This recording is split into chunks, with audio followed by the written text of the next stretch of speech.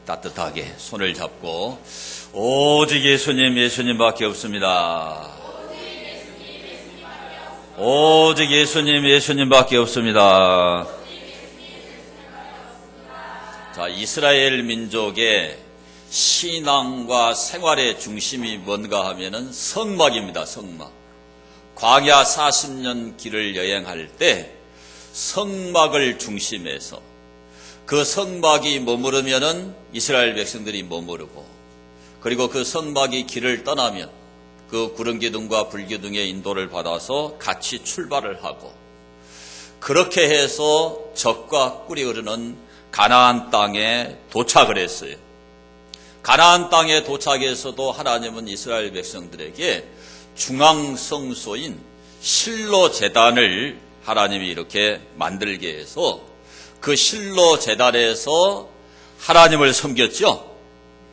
그리고 드디어 솔로몬 시대에 와가지고 성전을 건축해서 그 성전에서 하나님을 섬기고 희생제사를 드리고, 그리고 1년에 3번씩 유월절과 맥추절과 수장절에 민족적인 그러한 대축제를 벌이면서 그곳에서 희생제사를 드리면서 하나님을 섬긴 거예요. 이러한 성막과 성소와 성전은 오늘 우리가 섬기는 교회를 가리키는 겁니다. 교회. 뭘 가리켜요?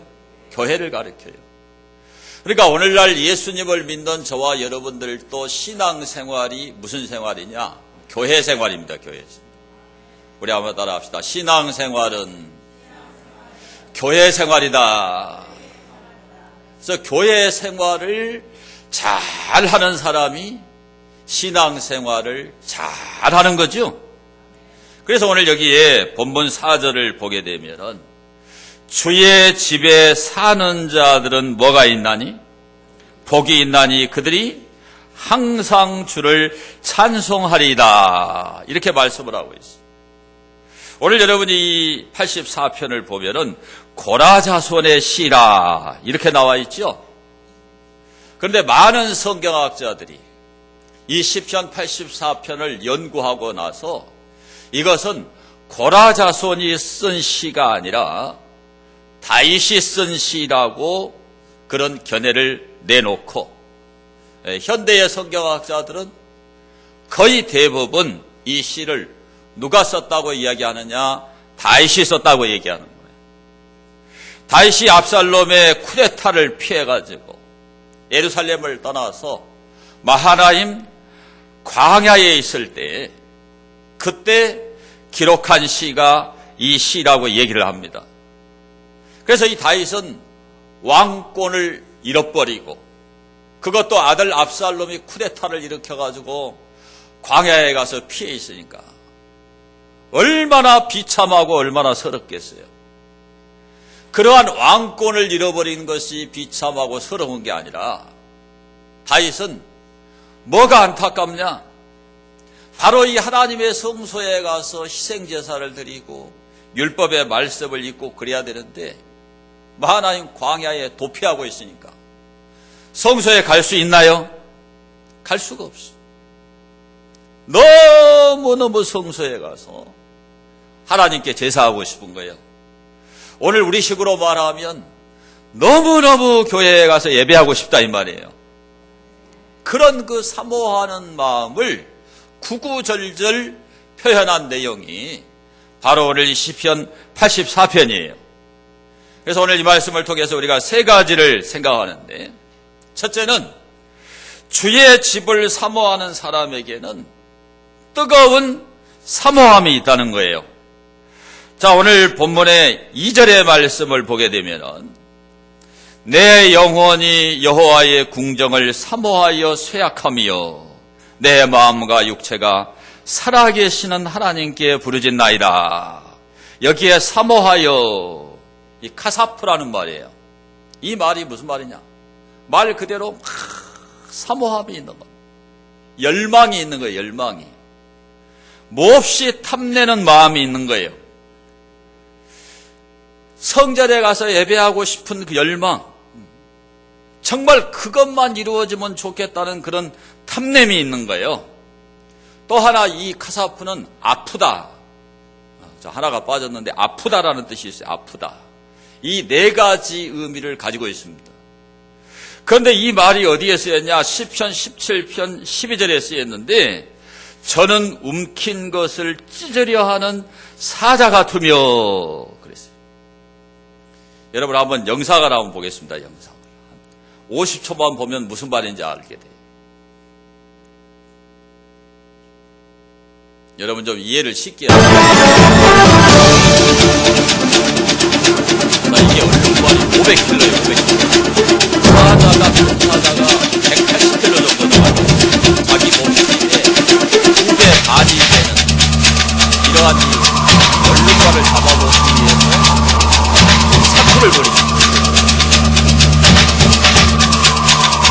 저 얼룩말도 이빨이 나오고 사자의 내가 문제를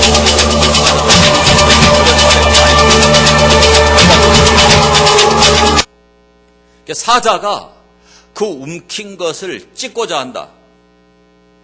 그러니까 저 얼룩말이라고 하는 저 먹이를 잡아먹기 위해서 절대로 놓치지 않는다 이 말이에요.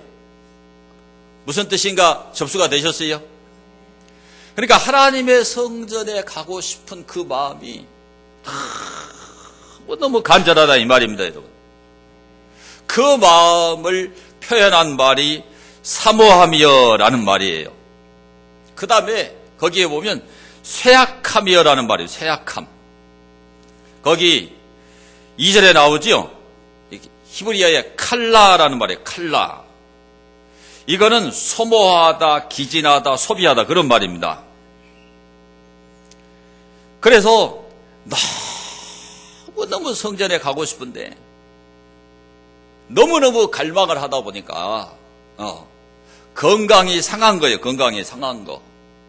그러니까 이런 게 뭐예요? 상사병이죠. 상사병. 상사병을 알아봤어요? 사랑의 열병. 너무너무 성전에 가서 희생제사를 드리고 싶은데 갈 수가 없어요. 그래서 사모하다가 건강이 나빠져 버리는, 쇠약해져 버렸다 이 말이에요. 그런 정도로 가고 싶었다 이 말이에요.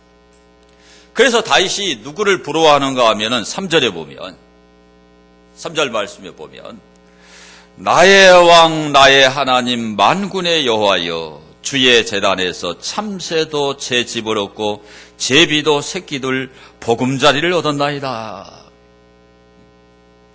자, 제비나 참새는 그 하나님의 성전에다가 보금자리 둥지를 틀고 그곳에 거할 수 있는데 그런 참새와 제비가 부럽다는 거예요. 거기 둥지를 틀고 보금자리를 틀고 있으면 얼마나 좋겠나요? 아들에게 쿠데타를 당해서 광야에 쫓겨나 있는데 가장 부러운 게 하나님의 성전에 둥지를 튼 참새가 부럽고 제비가 부럽다. 그런 사모함이 다윗에게 있었어요. 오늘 그 사람의 신앙의 수준은 얼마나 교회에 오고 싶으냐에 달려있는 거예요.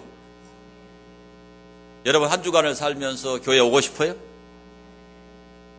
새벽에 잠이 깨면 가까우면 갈 텐데 그런 마음이 있어요? 그 마음이 있었는데 그 마음. 네.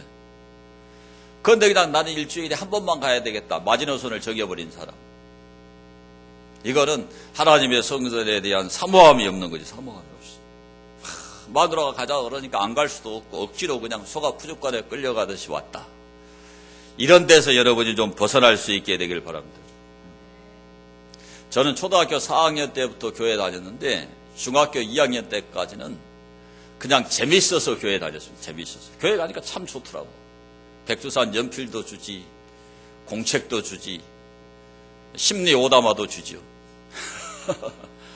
일본 말이죠, 일본 말이죠. 교회 가면 큰 걸 주는 거예요, 큰 거를. 네, 그러니까 이거를 아까워서 빨리 못 빨아먹어요. 근데 그걸 주니까 얼마나 좋아요. 집에는 가난해가지고 그런 거 사준 적이 없는데. 그래서 교회 갔습니다. 그러다 중학교 2학년 때 제가 예수님 만났어요. 예수님을 만나니까 너무 좋더라고요. 그래서 날마다 교회에 갔는데 그때 김재술 목사님이 뭐라고 그러냐면 공부를 잘하려면 아침에 학교 갈 때 교회 와서 기도하고 학교 갔다가 와서 교회 와서 기도하고 가라는 거예요. 그대로 순종했어요. 그래서 날마다 교회 가서 기도하고 학교 가고 학교 끝나고 교회 가서 기도하고 그리고 너무 목사님 설교를 듣는 게 너무 좋더라고요. 그래서 새벽에 중학교 2학년 때부터 제가 새벽 기도를 갔어요. 새벽 기도를. 고등학교 때까지 계속 지금까지 계속이 된 거죠. 그때 새벽 기도가. 그렇게 교회가 저에게 좋았어요. 여러분. 그렇게 살다가 결국 오늘 4절에 있는 대로 주의 집에 영원히 사는 자가 되어버렸어요. 여러분들이 하나님의 교회를 사모해야 돼요. 교회 와서 있는 것이 제일 좋아야 돼요. 교회 와서 말씀 듣는 것이 좋아야 된다 이 말이에요. 그런 사람은 반드시 복을 받도록 돼 있어요. 주의 집에 사는 자들은 복이 있나니 그랬잖아요. 한번 받아봅시다. 지상 최대의 축복의 기관은 하나님의 교회다. 또 따라합시다. 지상 최대의 교육 기관은 하나님의 교회다. 이거는 어느 책에 써 있는 게 아니고 제가 만든 말이에요. 저의 신앙생활, 저의 목회 경험에서 나온 거예요. 지난번에도 제가 이 말 했잖아요. 교회에서 저는 최고의 교육을 받았어요. 교회를 통해서 복을 받았어요. 그래서 여러분들에게 하나님의 교회를 사모하라고 가르칩니다. 그게 다윗의 신앙이었어요. 그런 신앙이 되기를 축원합니다. 두 번째로 주의 집을 향한 고난의 순례길을 걷는 사람은 복을 받는다는 거예요. 자, 5절을 보겠습니다. 5절. 주께 힘을 얻고 그 마음에 시온의 대로가 있는 자는 뭐가 있다? 복이 있나이다. 이렇게 되어 있죠. 여기에 시온의 대로가 뭔가를 알아야 돼요. 이스라엘 백성은 우리 한번 받아봅시다. 유월절, 맥추절, 수장절 1년에 3차례 예루살렘 성전에 가서 하나님을 예배해야 돼요. 희생제사를 드려야 돼요. 20세 이상의 이스라엘 남자들은 다 가야 됩니다. 저기 시온이라는 말은 예루살렘이란 말이거든요. 성전이 어디에 있나요? 예루살렘에 있는 거예요. 그러니까 이런 지방에서 소나 양이나 염소를 끌고 희생제사를 드리기 위해서 1년에 3번씩 예루살렘에 가는 길은 정말 험난하고 고통스러운 길이에요. 엄청난 희생의 대가가 지불돼야 됩니다. 만약에 여러분 우리 전라도에서 소를 몰고 양을 몰고 서울까지 간다 생각해봐요. 걸어서. 힘들어요? 힘 안 들어요? 다 포기해버릴 거예요. 다 포기해버려요. 그런데 이스라엘 백성들은 1년에 3차례씩 간 거예요. 그런데 가고 싶어도 못 가는 사람이 있을까요? 없을까요? 있어요. 오늘날도 교회 오고 싶어도 못 오는 사람이 있어요. 만약에 출근 안 하고 교회 와버리면 잘려버린단 말이에요. 그런 사람이 있잖아요. 오고 싶은데 올 수가 없는 사람이 있어. 그러니까 마음에 시온의 대로라는 게 바로 그런 거예요. 그 시온의 성소, 예루살렘 성소에 가고 싶은데 그곳에 갈 수 있는 형편과 상황이 아닌 거예요. 네? 너무너무 가고 싶은데 그 하나님을 예배하는 그 순례의 길을 걸어서 예루살렘에 가고 싶은데 갈 수가 없다 이 말이에요. 또 그곳까지 가는 데는 많은 고통의 대가가 지불돼야 돼요. 그게 바로 6절과 7절입니다. 그들이 눈물 골짜기로 지나갈 때에 그곳에 많은 샘이 있을 것이며 이런 비가 복을 채워주나이다. 그들은 힘을 얻고 더더 나아가 시온에서 하나님 앞에 각기 나타나리이다.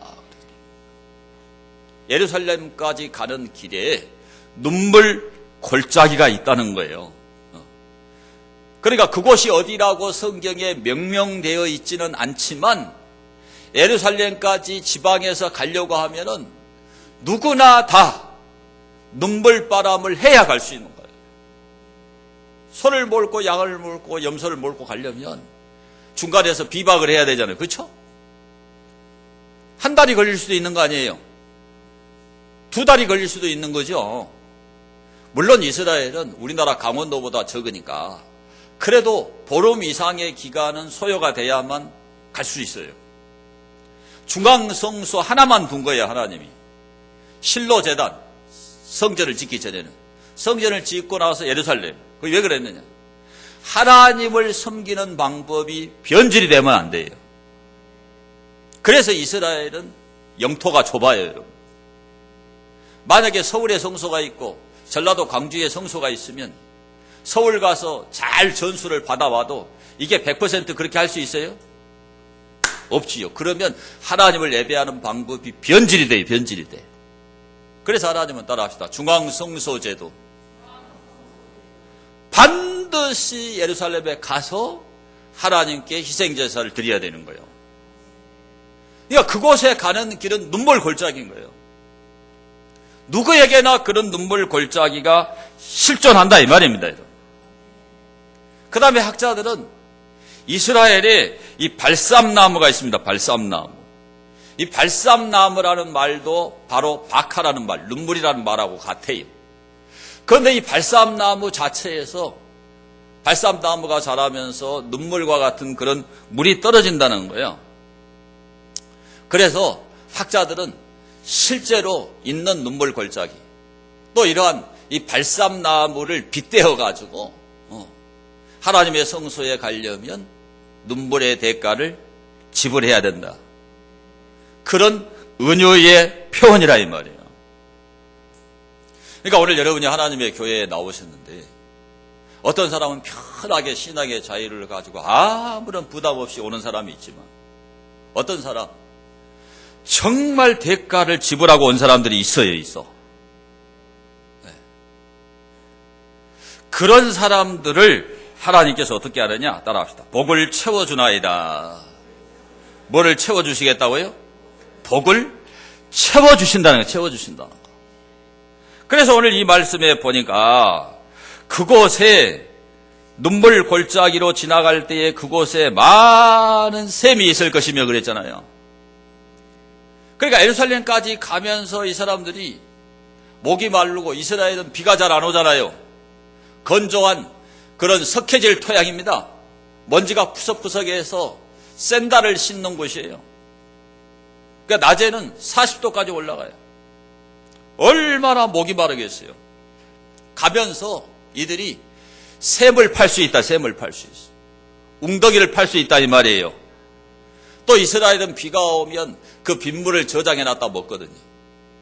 그런 그 웅덩이를 발견할 수 있다는 뜻이에요. 하나님의 은혜로.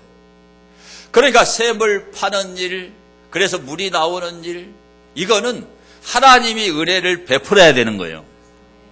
물이 저장되어 있는 그런 웅덩이를 발견해가지고 물을 먹고 예루살렘에 가는 것은 누구의 은혜다? 하나님의 은혜다. 하나님의 은혜.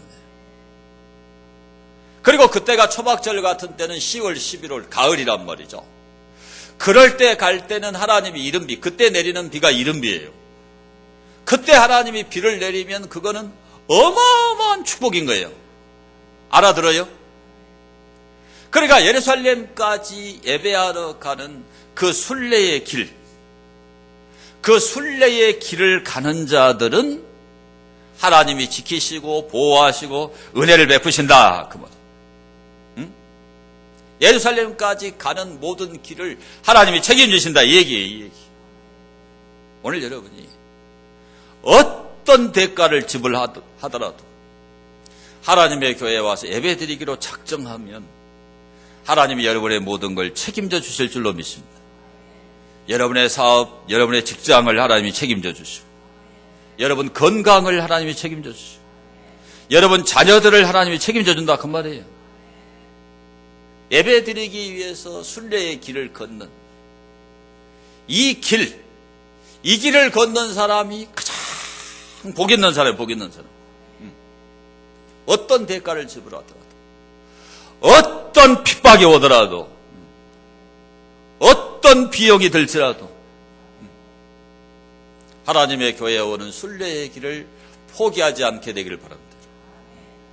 야, 교회가 그렇게 먼데 기름값 많이 드는데 뭐 교회 다니냐. 가까운데 교회가 얼마나 많은데. 여러분, 그렇게 생각하지 않게 되기를 바랍니다. 여러분. 정말 하나님의 말씀이 선포되는 교회가 얼마나 중요한가를 깨닫게 되기를 축원합니다. 그 교회를 향해서 하나님 나라 갈 때까지 이 예배를 순례하는 이 길을 걸으셔야 돼요. 그런 사람은 하나님에 따라합시다. 복을 채워주십니다. 아멘. 그런 은혜를 받게 되기를 축원합니다. 마지막 세 번째로 이 주의 집을 사모하는 그런 그 순례자들의 소원은 하나님이 반드시 이루어 주신다는 거예요. 자, 9절을 보겠습니다. 9절. 우리 방패이신 하나님이여 주께서 기름 부으신 자의 얼굴을 살펴보옵소서. 여기에 방패는 1차적으로 누구를 가리키느냐? 하나님을 가리켜요. 하나님이 우리의 방패죠. 모든 악한 일, 원수들의 공격을 막아주시는 방패가 되신 하나님이죠. 그런데 동시에 여기에 방패는 누구를 가리키느냐? 하나님께서 기름 부어 세우신 이스라엘 왕이 방패라는 거예요. 그래서 오늘 여기에 기름 부으신 자, 주께서 기름 부으신 자, 칼빈 주석에 보니까 다윗을 말한다. 알렉산더라는 신학자도 여기에 주께서 기름 부으신 자는 알렉산더다. 기름을 부어서 왕을 세우잖아요. 근데 지금 아들 압살롬이 쿠데타를 일으켜가지고 지금 쿠데타가 성공 직전이에요. 지금 왕권을 잃고 이제 왕궁을 벗어나 있기 때문에 언제 잡혀 죽을지 몰라요. 다윗의 생명이 경각간에 달린 거예요. 그러니까 누가 방패가 되셔야 되나요? 하나님이 방패가 돼요. 하나님이 다윗을 기름 부어 세워놨다 이 말이에요. 그러니까 하나님 방패가 되어 주옵소서. 그 다음에 그 말씀 보세요. 살펴보옵소서가 나오죠. 살펴보옵소서.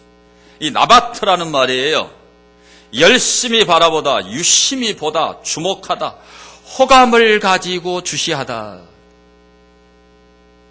하나님이 지금 쿠데타의 위험 앞에서 생명이 경각간에 달린 누구를 하나님 보고 계신 거예요? 다윗을 하나님이 나바트 주목해서 보고 계세요. 하나님이 다윗을 좋아하시죠? 호감을 가지고 다윗을 예의주시하고 있는 겁니다. 하늘의 왕이신 그 하나님께서 하나님이 기름 부어 세우신 이스라엘 왕, 이 다윗을 하나님 좀 살펴봐 달라. 그 얘기입니다. 그 얘기. 만약에 하나님께서 보살펴 주시지 않으면 다윗은 아들의 손에, 아들의 칼에 지금 죽어야 되는 거죠. 이 다윗의 절박함을 아시겠어요? 그런데 다윗이 그때 무슨 생각하느냐? 여기 10절 보세요. 10절. 주의 궁정에서의 한 날이 다른 곳에서의 첫날보다 나은즉 악인의 장막에 사는 것보다 내 하나님의 성전 문지기로 있는 것이 좋사오니. 오늘 이 세상에 사람들이 사는 모든 집이 다 악인의 장막이라는 뜻은 아니에요. 여기 이 세상의 첫날, 여기 이 세상의 첫날이 뭐냐? 자기가 왕으로서 풍종하고 정말 안락한 생활을 한 거잖아요. 그렇죠? 그런데 그렇게 왕으로 살았던 지난 그 몇 년 동안의 그 삶보다도 차라리 하나님의 성전에 문지기로 있는 것이 좋겠다. 하나님의 성전 문턱에 앉아서 하나님의 성전 문을 지키는 사람이 좋겠다.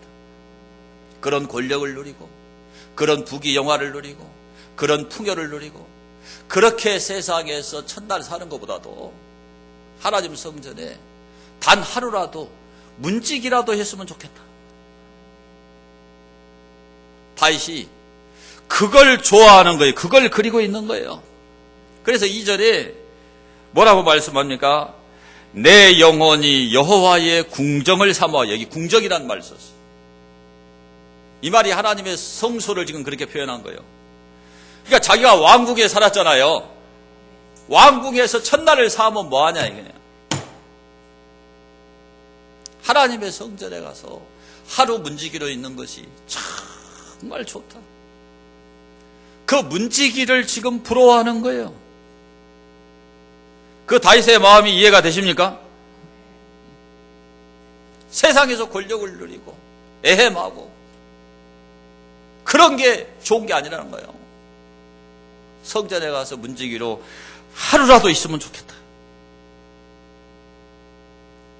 이런 마음을 다윗이 가지고 있기 때문에 하나님은 이런 사람을 다시 예루살렘 궁궐로 돌려보내지 않을 수가 없는 거죠.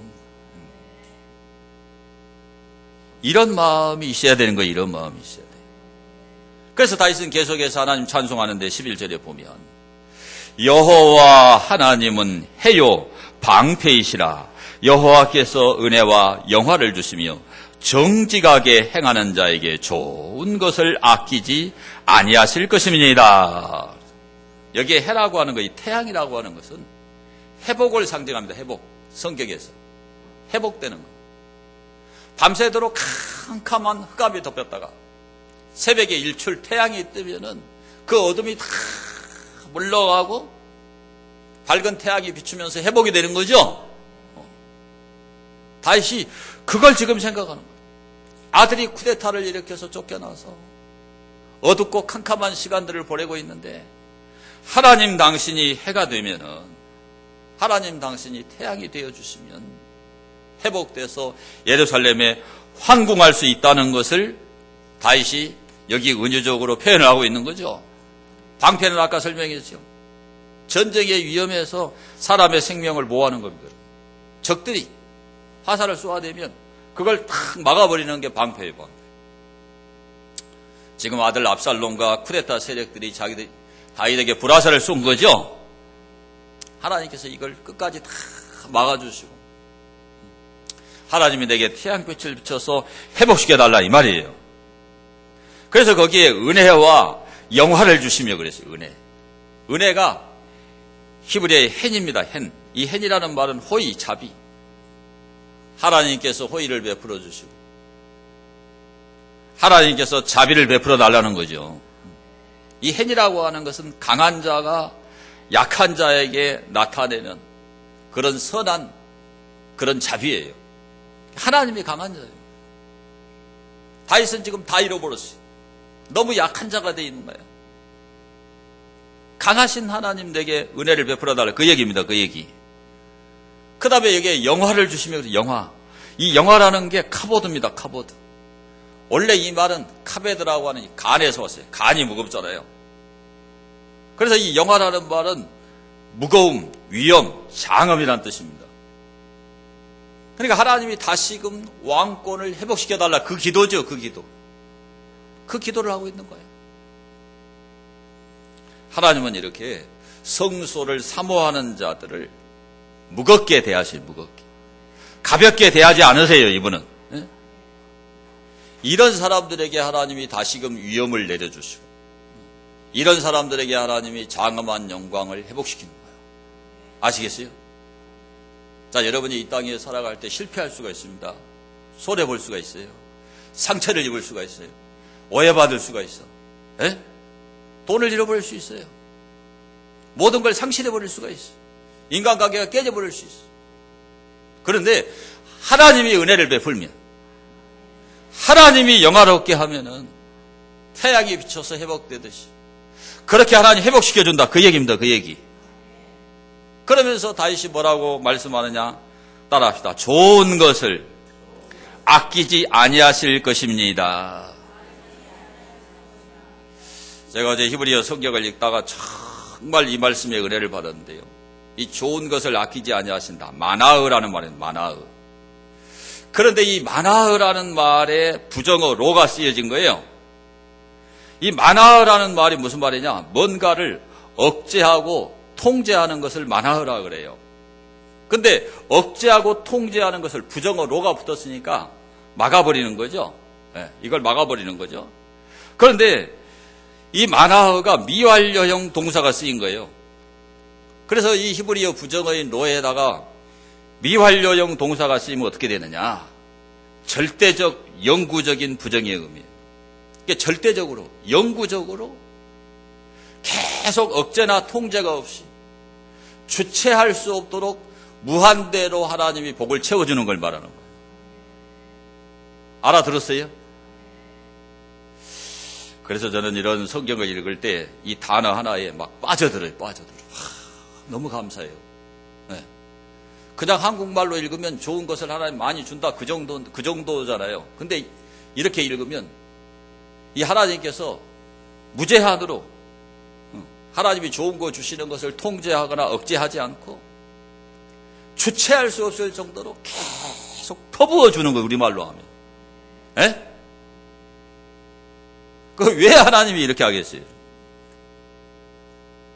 다윗이 너무너무 성소를 사모해요. 너무너무 하나님의 성소에 가서 희생제사 드린 걸 사모해요. 그래서 제가 아까 서두에 이야기한 대로 하나님의 교회는 지상 최대의 축복의 기관이라니까요. 그런데 다윗이 여기에 조건을 붙여요. 참, 이 말씀이 더 위대한 거예요. 이제 보면 정직하게 11절 하반절에 정직하게 행하는 자에게 좋은 것을 아끼지 아니하실 것입니다. 제가 항상 말하죠. 그래서 기독교가 진짜라고. 그냥 하나님이 막 쏟아붓고 퍼부어 주는 게 아니고 어떤 자에게? 정직히 행하는 자에게 좋은 것을 아끼지 않는다. 여러분 믿는 기독교가 진짜입니다. 진짜. 살아있는 하나님의 종교예요. 우리가 진짜를 믿고 있는 거예요. 가짜 종교에는 이런 게 없어요. 다윗이 얼마나 정직한 사람이에요. 우리의 아내 밧세바를 범하고 무려 한 1년 동안 영적인 깊은 침체기가 있었어요. 하나님이 나단 선지자를 보냈습니다. 당신이 바로 그 사람입니다. 그 문무백관들 앞에서 자기의 죄악을 그대로 인정하고 토로하고 일주일 동안을 주야로 금식을 하면서 회개하죠. 눈물로 자기 요를 적셨다. 얼마나 많이 울었으면 눈물로 침상을 띄웠나이다. 좀 과장법이 들어갔지만 자기 그 요가 눈물에 다 젖고 자기 침상이 눈물에 뜰 정도로 그렇게 많은 눈물을 흘린 거예요. 정직하죠? 정직하죠? 그런 다윗을 하나님이 좋은 것을 주지 않을 수가 없어요. 않을 수가 없어요. 하나님의 축복을 받는 조건은 정직함이에요. 옆 사람에게 하나님의 축복을 받으려면 정직해야 됩니다. 보세요. 이런 위기 상황에서도 다윗이 뭘 알고 있느냐? 하나님이 어떤 사람을 축복하는지 그 축복의 조건을 다윗이 딱 알고 있어요. 그리고 마지막으로 다윗이 고백합니다. 12절 보십시오. 12절. 만군의 여호와여 주께 의지하는 자는 복이 있나이다. 그랬습니다. 자기가 의지할 분이 지금 하나님밖에 없어요.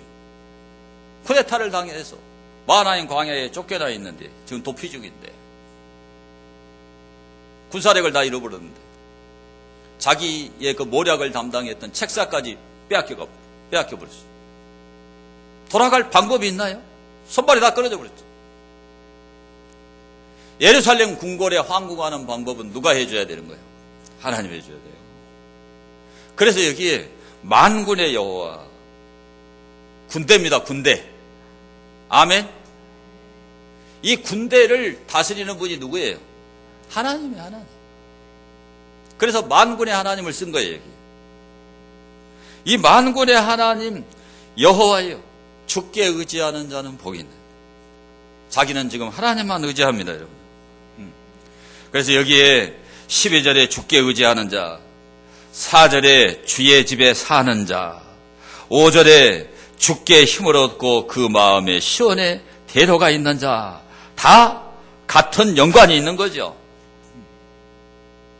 이제 압살롬이 쿠데타를 성공시키기 직전에 와 있는 겁니다. 그러니까 하나님이 안 도우면 자기 정권이 끝나버려요. 끝나버립니다. 자기 인생이 끝나버려요. 처형당해야 돼요. 하나님이 안 도와주면 방법이 없어요. 그래서 다윗은 하나님만 의지하는 이런 신앙을 발휘하고 있는 겁니다. 오늘 여러분들이 하나님의 집을 사모하는 그런 사람들로 여러분 마음속에 어떤 소원을 가지고 있잖아요. 그런 사람의 소원은 하나님이 다윗에게 들어주듯이 반드시 들어주시. 그걸 말씀하고 있는 거예요. 오늘 우리가 이 땅에서는 하나님의 교회, 주의 궁정, 주의 장막, 주의 집, 여기에 나오기를 이렇게 소망하지만 이렇게 교회 생활하다가 여러분이 마지막으로 들어가야 될 곳이 어디냐? 천국이에요. 그 천국이 진짜 여호와의 궁정입니다. 그곳에 우리는 들어가야 돼요. 그래서 이 다윗은 시편 23편 6절에 황금의 시라고 그러죠. 시편 23편을 함께 읽겠습니다. 내 평생의 선하심과 인자하심이 반드시 나를 따르리니 내가 여호와의 집에 영원히 살리로다. 이 지상의 평안교회에서는 영원히 살 수 없어. 그런데 하나님의 집에서는 영원히 살아요. 이 땅에서 교회를 섬기는 것이 주의 집에 사는 거예요. 이렇게 교회 생활하고 교회에서 살다가 이제 여호와의 영원한 집에 들어가서 영원히 사는 거예요. 그 천국 소망을 불릴 듯 일어나게 해주는 것, 매주일 일깨워주는 것이 어디냐? 하나님의 교회입니다. 그래서 여러분은 이 하나님의 교회를 사모해야 돼요. 목사님은 목사님이 직업이어가지고 교회 사니까 좋겠어. 나는 바빠서 먹고 살기도 힘들요. 교회 한번 올라오면 얼마나 힘든지 아요?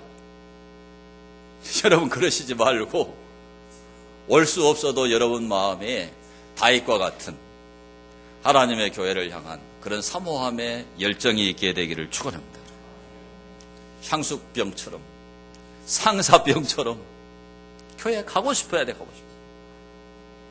그게 그 사람이 예수님을 얼마나 사랑하는가를 증명해 줍니다. 그리고 이 주의 집을 향한 이 고난의 순례길, 교회 오는데 고난의 대가가 집을 테지. 어떤 사람은 교회 오기 위해서 문을 닫잖아요. 자기 돈 벌 일을 포기하잖아요. 자기 만날 사람을 약속을 바꾸잖아요. 이걸 다 제껴요. 그런 고난의 대가를 지불하지 않는 한 하나님의 교회에 올 수가 없지요. 그러나 그런 눈물 골짜기를 통과하는 사람들은 하나님께서 어떻게 하시느냐?